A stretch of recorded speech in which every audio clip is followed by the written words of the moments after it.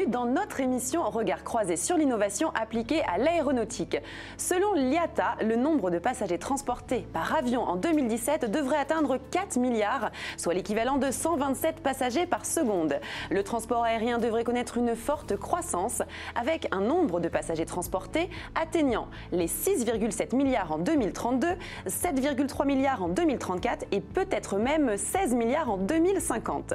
Ce secteur est en perpétuelle évolution et aujourd'hui, nous allons nous intéresser aux grands enjeux, aux défis du domaine, aux innovations toujours à la pointe de la technologie, sans oublier les préoccupations environnementales.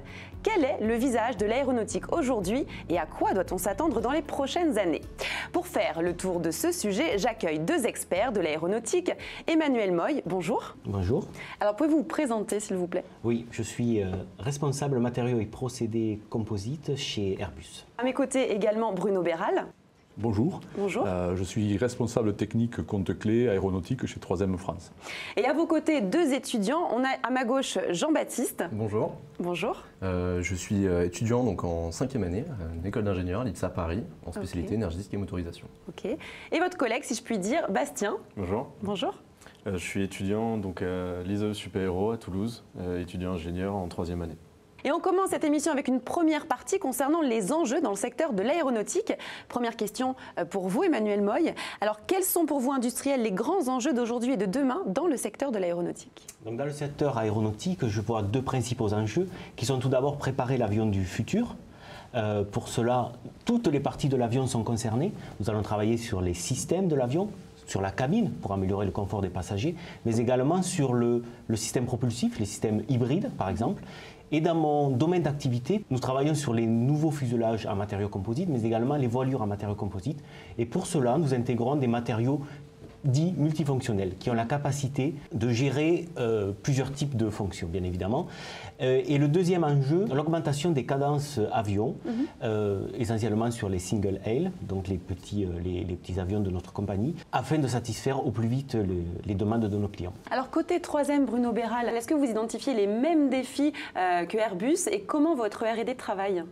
Chez 3M, nous allons faire face aux mêmes défis qu'Airbus, mais surtout dans le domaine des matériaux, car ces défis sont très ambitieux et nous avons compris très rapidement qu'il ne suffirait pas juste d'améliorer les performances mécaniques de quelques pourcents des matériaux actuels, mais qu'il va falloir développer des matériaux innovants et faire un réel saut technologique. Comme en a parlé Emmanuel a évoqué les matériaux multifonctionnels et notre équipe d'R&D commence à travailler sur le développement de ce type de matériaux qui vont cumuler plusieurs fonctions et donc avoir des gains très importants au niveau de la masse, par exemple, de l'appareil. Je prendrai pour exemple un revêtement de surface qui peut être protecteur contre l'érosion, aider au dégivrage de l'avion et ensuite améliorer la traînée. Et donc ce type de matériaux ont un champ d'application énorme et bien sûr il faudra des années de recherche et développement avant de les déployer sur avion. Alors justement, si on se projette plus loin, on est en la présence aujourd'hui de deux étudiants. Si on va plus loin, quels seront les grands défis de demain dans le secteur de l'aéronautique, Jean-Baptiste? Déjà, je pense que l'avion de demain, on le prendra comme si on prenait un Uber, un taxi si vous voulez. Je pense qu'on va reprendre l'idée de taxi citadin, un espèce de drone. Et dans un autre sens, je pense que le vol atmosphérique aujourd'hui est certes une grande voie, mais je pense qu'il faut voir plus loin, il faut voir avoir des avions supersoniques, voire transplanétaires. Aujourd'hui, on le voit avec les développements notamment chez SpaceX. Donc je pense que c'est cette voie-là qu'il faut prendre pour l'avenir. Et vous, Bastien, que pensez-vous de ce sujet? Un des enjeux serait d'intégrer l'IoT et les big data dans toute la chaîne de production. C'est-à-dire que maintenant, on pourrait devenir proactif en fait, sur les retards que pourraient prendre des fournisseurs grâce justement à l'IoT. Et en fait, on pourrait ainsi augmenter la cadence en anticipant les retards et en pouvant tout simplement augmenter, optimiser la supply chain. On en a fini donc avec cette partie sur les enjeux. Maintenant, on va s'intéresser aux grandes innovations dans ce secteur de l'aéronautique. Je vais commencer encore avec vous, Monsieur Moy, si vous le permettez. Très bien. Alors, première question, comment s'organise le process d'innovation chez Airbus et comment vous prenez en compte les demandes spécifiques de vos clients? Est-ce que vous pouvez nous donner un exemple d'innovation de ces dernières années? Nous capturons le feedback de nos clients, c'est-à-dire de nos compagnies aériennes, que nous intégrons dans le process d'innovation. Au-delà, nous avons différents types d'incubateurs propres à Airbus. Nous avons également des startups collaboratives qui travaillent avec nous. Et cet ensemble nous permet en fait de construire le futur tout en étant en lien direct avec nos roadmaps technologiques pour développer les futures parties de l'avion. Un des meilleurs exemples des dernières années que nous avons, c'est sur la 350, le développement du fuselage en matériaux composites, qui est une nouveauté pour la compagnie Airbus, avec l'ajout d'un matériau multifonctionnel qui est la protection foudre, pour lequel la société 3M a contribué. Ok, alors justement, côté 3M, Bruno Béral, comment s'organise le process d'innovation chez 3M avec vos grands clients internationaux?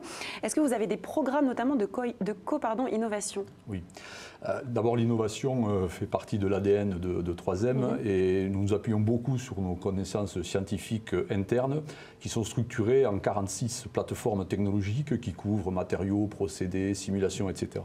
Et nous mettons au service de nos clients ces connaissances au travers de ces plateformes technologiques dans le cadre de projets de collaboration. Donc nous collaborons très en amont avec nos clients afin de développer avec eux des solutions qui seront adaptées à leurs besoins. Car en fait, il est nécessaire de bien connaître le besoin du client, leurs exigences et de travailler en proche collaboration afin vraiment de développer des solutions qui seront appliquées dans le futur. Alors je reviens vers vous Emmanuel. Comment vous travaillez sur les innovations avec les industriels et quel type de partenaires collaborent avec vous? Donc en termes d'innovation, nous utilisons le pool de connaissances, le pool d'innovation interne à Airbus et Airbus Group, mais également nous travaillons avec des partenaires clés que sont les fournisseurs. Donc 3M est un bon exemple. Mais nous allons au-delà, c'est-à-dire que nous travaillons avec des plateformes collaboratives. Donc là, j'ai déjà cité le BizLab. Nous travaillons également avec des corps gouvernementaux, mais également des universitaires. Au-delà de ça, des étudiants comme Bastien ou Jean-Baptiste sont clés dans l'innovation chez Airbus. Pourquoi? Parce que nous avons un programme de développement qui s'appelle Fly Your Ideas, dans lequel vous pouvez proposer vos idées, et si elles sont convaincantes, on peut supporter ces idées-là pour les développer. Ça, c'est super intéressant. Justement, vous, Bastien, vous travaillez du coup au sein de vos écoles avec des professionnels comme Airbus. Oui, beaucoup. L'école veut volontairement nous faire énormément échanger avec les ingénieurs en poste, et en particulier avec Airbus. Et donc, on a effectivement des cours qui nous sont dispensés directement par les ingénieurs, donc qui forcément nous donnent un côté pratique au cours plutôt que simplement le cours théorique, et qui également aussi, ces ingénieurs peuvent nous encadrent pendant des projets beaucoup plus longs, de l'ordre de 2 semaines, où là on va concevoir un avion sur ordinateur par exemple, et les ingénieurs en poste nous transmettent les innovations à venir et nous font déjà réfléchir sur ces sujets. Alors on reste sur le secteur de l'innovation. Lorsque l'on est étudiant, comment on rêve l'avion de demain? Jean-Baptiste, pour vous, quelle serait la rupture industrielle nécessaire? La rupture industrielle, elle se trouve chez nos amis américains. Aujourd'hui, on voit l'émergence de ces startups qui grossissent petit à petit. Je pense qu'on a besoin de changer de cette vision qu'on peut voir dans les grands groupes. Il faudrait vraiment que les techniciens travaillent avec les ingénieurs, qu'il y ait un petit peu une espèce de synergie entre tout le monde pour qu'on puisse arriver à des innovations vraiment beaucoup plus abouties, comme on peut voir encore une fois chez SpaceX ou chez Blue Origin. Voilà, toutes ces entreprises-là sont dépoussiérées. Donc, un coup de jeune ferait du bien. Un coup de jeune ferait du bien, c'est assez intéressant. Vous êtes d'accord d'ailleurs à ce sujet? Oui, je suis tout à fait d'accord.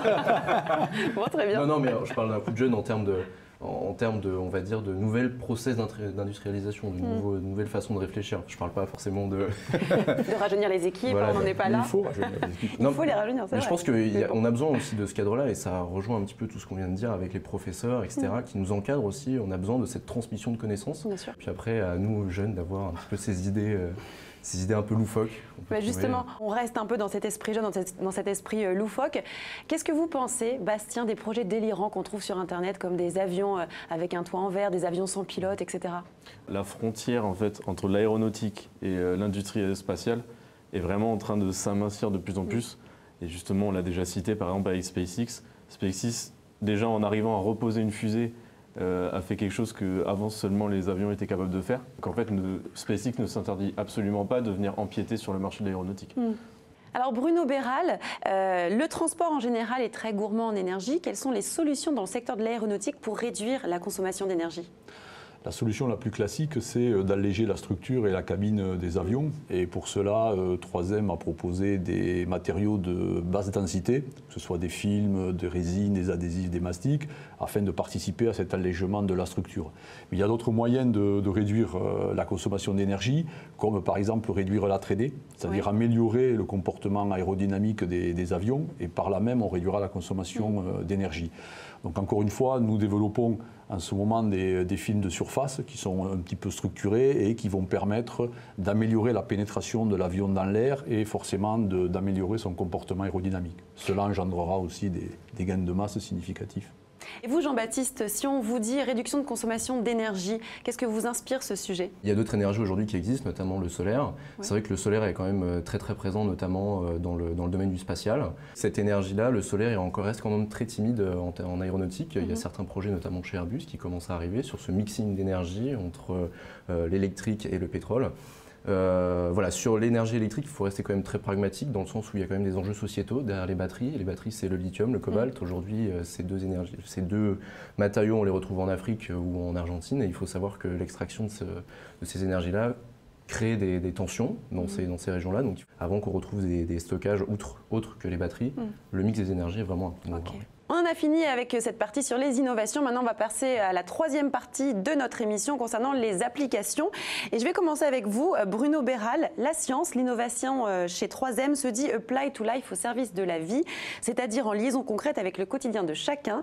Est-ce que vous pouvez nous donner un exemple concret lié à l'aéronautique? Un qui est plutôt dans le domaine du confort du passager, dans le domaine de l'isolation acoustique, pour réduire le bruit dans la cabine, où nous avons développé ces dernières années, avec l'émergence des fuselages en composite, des matériaux absorbants qui permettent de mieux contrôler les vibrations et de réduire donc le bruit en cabine.